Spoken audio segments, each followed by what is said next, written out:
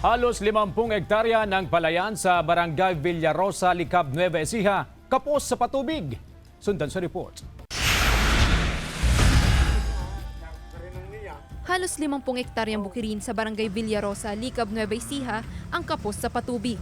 Mahigit 20 magsasaka ang apektado. Hindi na kasi napapakinabangan ng mga magsasaka ang nasirang solar power irrigation project matapos bumigay ang turbina nito mahigit 1 taon nang nakararaan. Ang mga magsasaka gumagamit ng makina at bomba upang mapatubigan ang kanilang sakahan.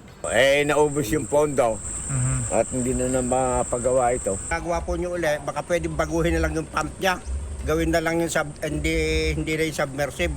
Yun na lang, centrifugal force na lang. 2023 nang itayo ang solar power irrigation project. Pero nasira ang makina matapos matabunan ng mga banlik o putik mula sa ilog. Sa ngayon, makikita ang ilang irrigation canal sa Barangay Villarosa na may kaunting tubig mula sa makina. Pero karamihan sa mga kanal ay tuyot na dahil sa kakapusan ng tubig. Ayon sa NIA o PRIES Division 5, may nakalaan ng pondo para maayos ang proyekto ngayong taon. At kung sakaling maging operational muli ang solar power irrigation system, hiling ng NIA sa mga magsasaka na ingatan ang paggamit para hindi agad masira. Nakaprogram na po yun. Ini-evaluate na po yung program para doon sa mga solar pump na kung saan naka-include po yung repair po ng Villarosa.